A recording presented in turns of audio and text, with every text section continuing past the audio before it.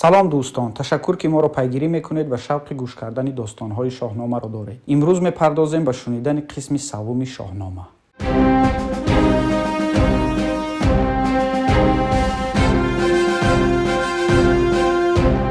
дар қисмати қабл мо шоҳиди анҷоми шоҳигарии Ҷамшед шудем. подшоҳиаш тавассути Заҳок сарнагун шуд ва худи ӯро бо дастури Заҳок бо арра дуним карданд. Заҳок бошад ҳар рӯз ҷавононро мекушту аз мағзи сарашон хӯрок барои моронаш омода мекарданд. дар шаҳр Армаил ва Кармаил ном ду марди поксириште мезистанд ки ҳам далир ва ҳам раҳмдил буданд. дуяшон чора андешиданд ва ба хизматгории ошхонаи подшоҳӣ дохил шуданд. шаби аз шабҳо онҳо дар ошхона монданду дар гӯшаи поида хоб рафтанд. бомдод аз доду фарёде бедор шуда диданд ки ду ҷавони хунолударо оварда ба фарши хона партофтанд. ҷаллоди табарбардаст ҳозир шуда сари онҳоро бурид ва сипас ошпаз сарҳои буридаро кафонду мағзи сари онҳоро гирифта ба деги тафсон андохт. Армаилу Кармаил аз дидани ин амали даҳшатангез рози пинҳонии Заҳокро омӯхтанд. ҳоло маълум шуд ки чаро он ҷавонони нагунбахт беному нишон мерафтаанд. одамизодагони сарсабзи нерӯманд тӯъмаи морони бадбахт мешуданд. дод аз дасти шоҳи аждаҳо бардӯш. Армаил ба андеша рафта бо як умедворӣ чунин гуфт: мағзи сари одамиро бо мағзи сари гӯсфанд омезем чӣ шавад? дар ин сурат ҳар рӯз аз ду ҷавони гирифторшуда якеро наҷот додан мумкин мешавад. сипас онҳо мағзи сари одамиро бо мағзи сари гӯсфанд омехта мепухтанду ба ин тариқ ҷони яке аз ҷавонони гирифторшударо халос мекарданд. ба халқи мазлуми ҷафокаш фақат ҳамин қадар некӣ кардан аз дасташон меомад. беш аз ин чорае наёфтанд. ба ҷавони наҷотдодаашон видо карда мегуфтанд: бирав, пинҳон шав, аз шаҳрҳо дур бош. ба ин тариқ ҳар моҳ 30 нафар ҷавон аз кушта шудан наҷот меёфтанд. чун 200 нафар мешуданд, Армаилу Кармаил ба онҳо пинҳонӣ аз рамаҳои подшоҳ чанде гӯсфанду буз дода ҳамаашонро ба дашту кӯҳҳо равона мекарданд. ровиёни ахбори қадим ривоят мекунанд ки халқи бодиянишини курд авлоди ҳамон ҷавонони гуреза ҳастанд ва курдҳо мардумони шуҷоъ, кӯҳу саҳродӯст ва сахтиҳои зиндагӣ тобовар мебошанд.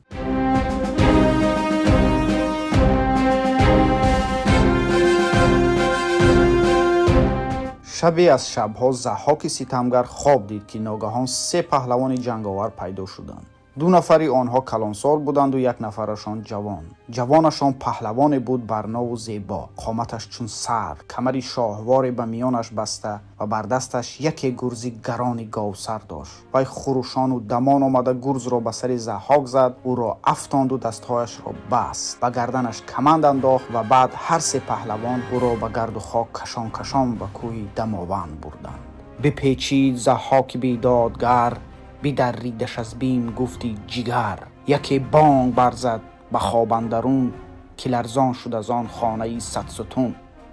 саҳар фармон дод ки аз тамоми мамлакат донишмандон ва ситорашиносонро ба дарбор даъват кунанд. чун ҳозир шуданд, Заҳок ба онҳо ин хоби шумашро гуфта таъбир пурсид. бигуфто: маро зуд огаҳ кунед, равонро сӯи равшанӣ раҳ кунед, ки бар ман замона кай ояд ба сар, киро бошад ин тоҷу тахту камар.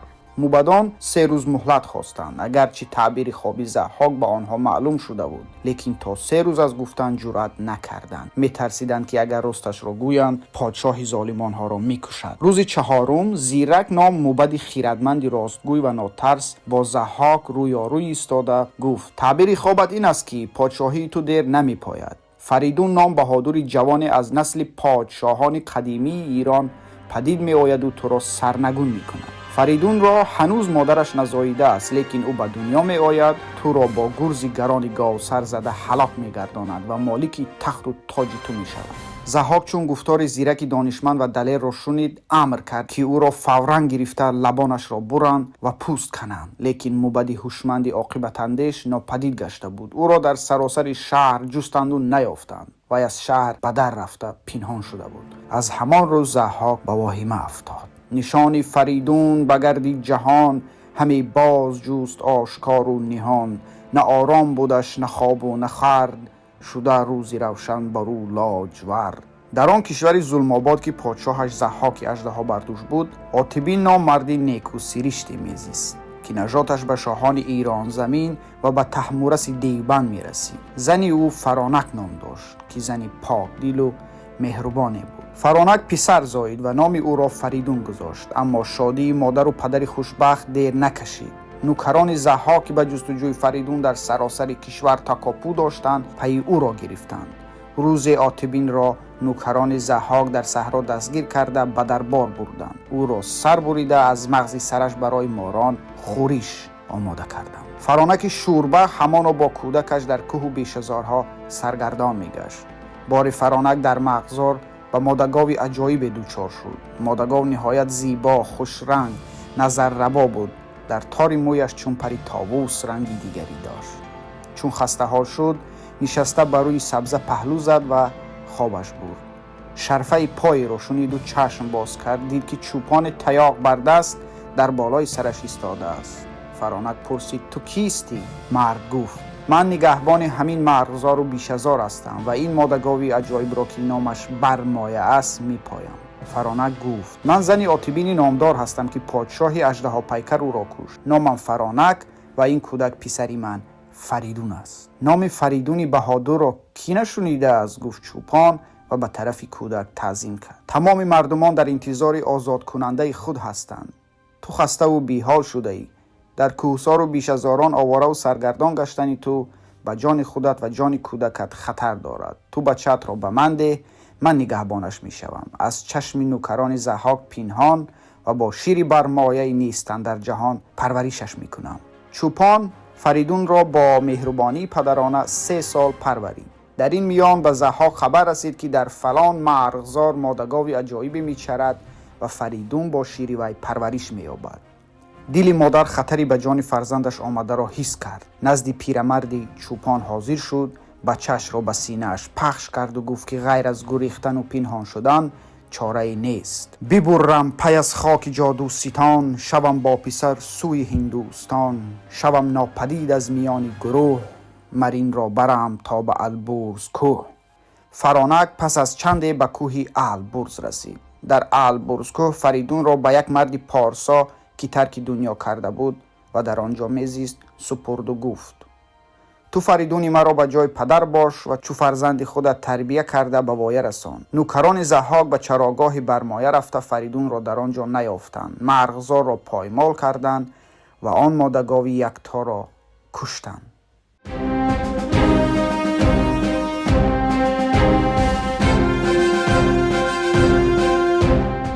فریدون در البرزکو با پرورش پیرمرد پارسا در 16 سالگی جوانی قامت بلند و دلاوری گردید، اما نمیدانست که پدرش کیست. روزی از روزها از کوه به دشت فرآمد و نزد مادر رفت و پرسید مادر به من نهان را آشکار کن. پدرم کی بود؟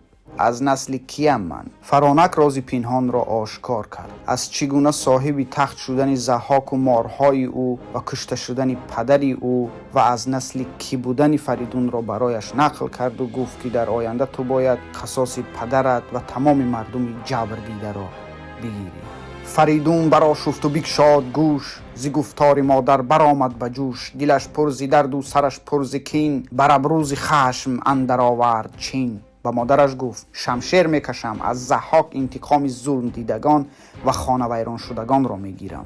روزگارش را و بارگاهش را به خاک یکسان میکنم. در این میان ضحاک در اندیشه فریدون روز و شب به ترس و وهم بود. پیوسته نام فریدون را به زبان میراند. میدانست که فریدون زنده و تشنه خون اوست. قرار داد بزرگان و موبدان مملکتش را دعوت کرده با یاری آنها پایه سلطنتش را مستحکم گرداند. او همه را جمع کرد و به موبدان رو آورده گفت ای نامور خردمندان پرهنر، و شما معلوم است که من یک دشمن نهانی دارم. اگرچه او جوان است لیکن من او را خرد نمیبینم. او دلیر و نامجوی است. میخواهد مرا سرنگون کند، دولتم را واژگون سازد. باید چاره جست. شما یک گواهنامه نویسید که من پادشاه عادل، رحمدل، راست قبل هستم و همیشه به راستی و نیکی عمل کردم تا که دشمنانم بهانه تیغ‌کشی و انتقام جویی نداشته باشند. بزرگان مگر حد داشتند که امر پادشاهشان را به جا نیارند. ناچار از طرز گواهنامه نوشتند و همه‌شان در آن گواهنامه امضا کردند. همین وقت در میدان پیش قصر خلق سیدم دیده جمع آمده بود. از دست شاه اژدها بردوش داد میگفتند و غوغا میکردند. یک مردی تنومندی با کتف و بازو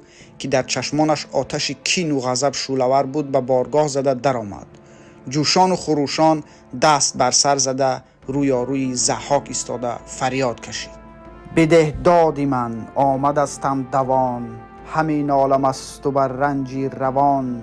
زی تو بر من آمد ستم بیشتر، زنی هر زمان بر دلم نیشتر.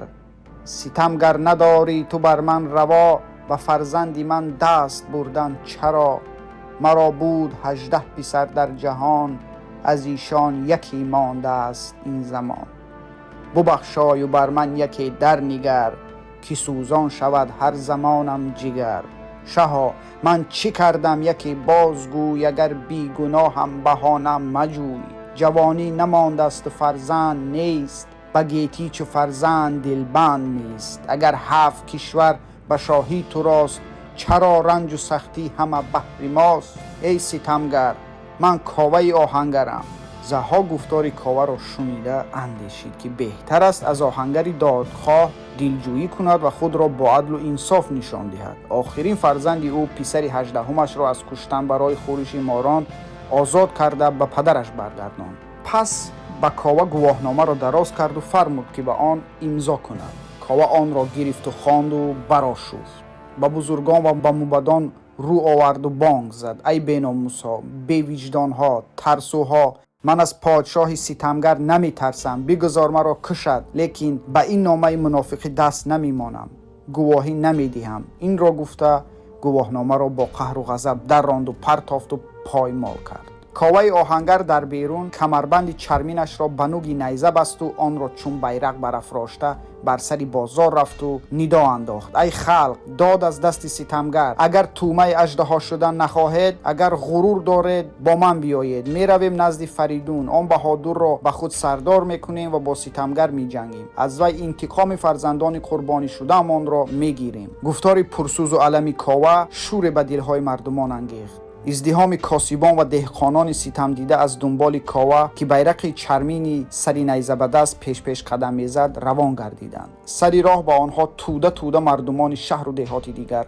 همراه می شدند. چون به نشیمنگاه فریدون رسیدند، فریدون به پیشواز آنها برآمد. کاوه ایستاد و به او خطاب کرد: ای فریدون بهادر، ما بر ضد شاه بیگانه ظالم آدم خوار قیام کردیم. نزد تو دادخواه آمدیم. قصاص خلق را از ستمگر بستان، ما را به جنگ او ببر. ما سپاه توییم و تو سالار ما. فریدون بیرق چرمین را به فال نیک گرفت، شاد شد. گفتار مردمان جفا دیده را شنید. نخست فرمان داد تا چرم پاره کاوه را با پارچه های گرانبها و با زر و گوهر آراستند و آن را درفشی کاویانی خواندند. سپس نزد مادر آمد و گفت: مادر، مرا دعا کن، فاتحه بده که من به جنگ می روم تا ضحاک را سرنگون کنم.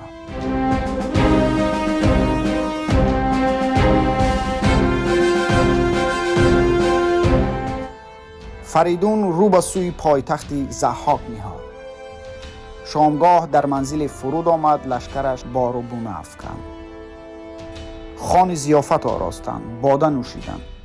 فریدون از باده سرش گران شد، میل خواب کرد. در پایه کوهی برد به خواب آرمید. ناگاه صدای غرش بیدارش کرد. چشم گشاده دید که سنگ کلان پران و غران از کوه به بالایش فرو می آید. همان لحظه به افسونی که سروش به او یاد داده بود، سنگ را برگردانده به تنه کوه بست. سپس چشمش به 2 مرد افتاد که در بالای کوه ایستاده از پس خرسنگ با ترس و هراس به پایین نگاه می‌کردند. هر دو را شناخت. آنها پسران همان پیرمرد البرز کوهی بودند که فریدون را تربیت کرده بود و به فریدون نسبتی برادری داشتند، زیرا مربی پارسا پدرخوانده فریدون هم بود. برادران چون به هنر بودند، از جای هنر بخیلی را پیشه خود کرده، از بخت بیدار فریدون حسد برده به قصد کشتن او آن سنگ کلان را از تاریکو و بالایش غیلانده بودند. فریدون کمر بسته باز به راه رفت. از سیر آن 2 بیدادگر آگاه بودن خود را به آنها نفهماند. لشکر به سوی اروند رود که عربها آن را دجله میگویند روانه شد. این دفعه بر لب رود در شهر بغداد منزل کردند. فریدون به رودبانها فرمان داد که زود به کشتی و زورقهایشان لشکری او را از آب گذرانند. رودبانها قبول نکردند و گفتند که بی فرمان و اجازت شاه ضحاک کشتی نمیرانند. فریدون خشمناک شده اسب گلرنگ بادپای را به تندی به دریا راند. از پس او یارانش هم به دریا نهادند. به خشکی برآمده بیست راهی بیت المقدس را که پایتخت ضحاک بود پیش گرفتند. چون از دشت به نزدیک شهر رسیدند، فریدون در یک دم نزد قصر رسید. بهادر جوان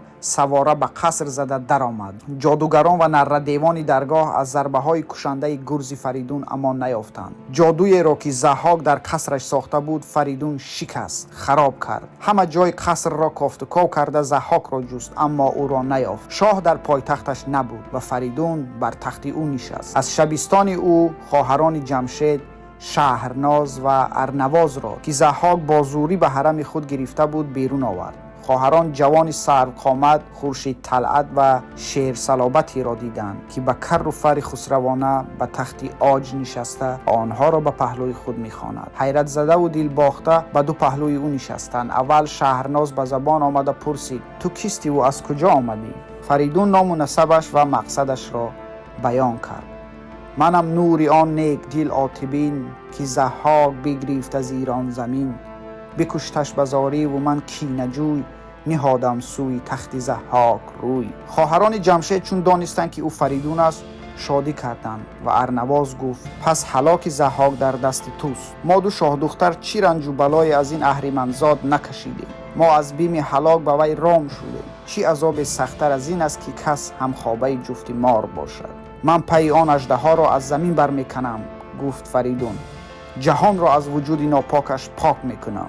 شما به من بگویید که او در کجاست؟ او به طرف هندوستان رفته است، جواب دادند خواهران. میخواهد در آن جایها جادوی پیدا کرده از بند تو رها یابد. فریدون به یافتن ضحاک چاره‌جوی شد. در نبودن ضحاک نگهبانی کاخ و خزینه به عهده وکیلش کندرو بود. وکیل در وقت هجوم فریدون پنهان شده بود. کندرو روزی دیگر در پناهگاه خود از دور آواز دف و دهل، سرود و نغمه را شنیده ترسان و هراسان بیرون آمد. حیران ماند و یک قدر از ترس و هراس فارغ شده به قصر شاه رفت. دید در پیشگاه جوان تاج بر سر با کر و فر خسروی نشسته، در دست راستش شهرناز پری چهره و در دست چپش ارنواز محلقات جای گرفته. در گردش سپاهیان زرین کمر کلاه بر سر بستند. سراسیمه زمین بوسید و فریدون را ستایش کرد.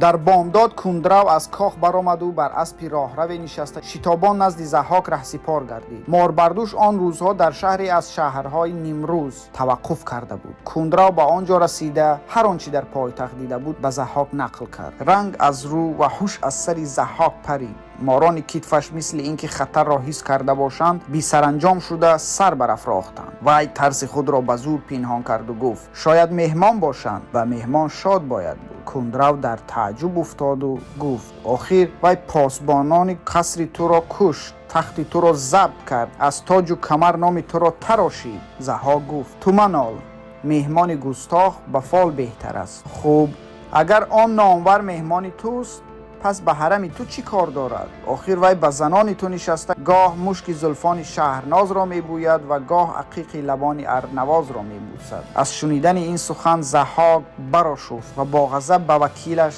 تند و زشت دشنام داد و گفت: از این بعد تو کت خدای خانه و شهر من نخواهی بود. کندرو ریشخندی کرد و گفت: ای شهریار، از تخت و تاج محروم که شدی، کت خدایی شهر را به من چگونه میدهی؟ چاره کار خود بساز. ضحاک از این گفتگو به جوش آمده برخاست و به سپاه و نوکرانش فرمان داد که اسبها را زین کنند و فوراً با سپاه گران همه نردیوان جنگجوی سوی پایتختش براه افتادند. در شهر آشوبی برخاست. ضحاک در بین غوغای جنگ هم خیالش به شهرناز و ارنواز بود. در آتش رشک میسوخت. در بین جوش جنگ از لشکر جدا شده به پای قلعه رفت. در ایوان شهرناز نازنین را دید که دو رخساره روز و دو زلفان چو شب در ایوان ایستاده فریدون را آفرین میفرستاد و ضحاک را نفرین میکرد. ضحاک را در این لحظه نه یادی تخت بود و نه اندیشه جان. ولی دیر نگذشته فریدون چون اجلی بی امان در بالای سرش پدیدار گشت.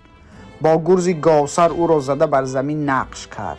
ماران سیاه ضحاک از ترس در کتفانش فرو رفتند. فریدون گرز را بار دیگر برداشت تا با ضرب دیگر رقیب شوم را هلاک سازد، لیکن سروش حاضر شد و دستش را داشت و گفت: نزن، حالا اجل او نرسیده است. ببرش تا جایی که تنگنای دو کوه پیش آید، آنجا او را در بند انداز تا از رنج و عذاب بمیرد.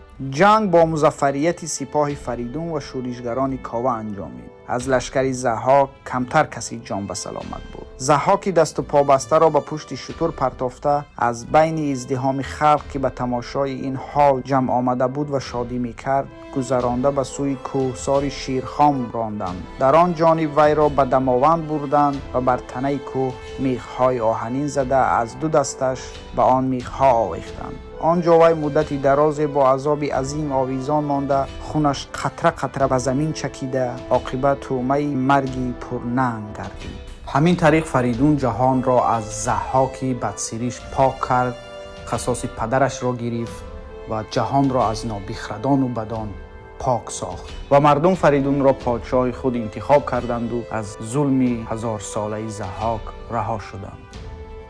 به اعتقاد پیریتوس فردوسی حکیم فریدون فرشته نبود و گل او نیز از مشک و از عنبر سرشته نبود و آن نیکویی که فریدون او را سزاوار گشته بود برای داد و دهیشش بود و آن داد و دهیشش بود که همه او را به نیکویی یاد میکنند. به داد و دهیش یافت آن نیکویی، تو داد و دهیش کن فریدون تویی.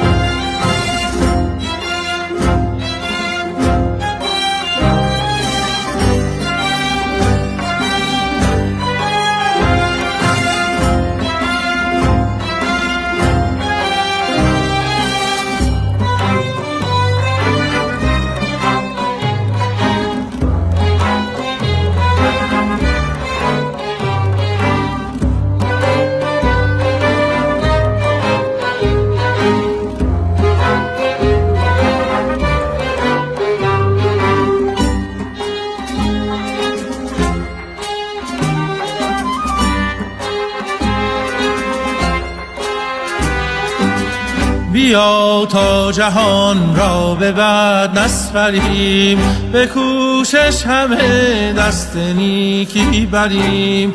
نباشد همین نیک و بد پایدار، همان به که نیکی بود یادگار.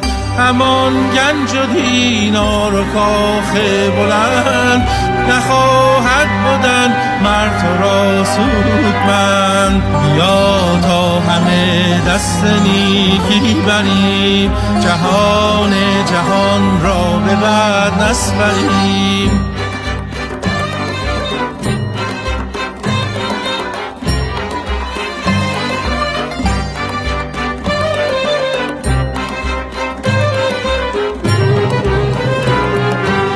فریدون فرخ فرشته نبود، ز مشک و ز عنبر سرشته نبود. به داد و دهش یافت آن نکویی، تو داد و دهش کن فریدون تویی. جهانا چه بد مهر و بد گوهری، که خود پرورانی و خود بشکری. بیا تا جهان را به بد نسپریم، به کوشش همه دست نیکی بریم. نباشد همین نیک و بد پایدار، همان به که نیکی بود یادگار.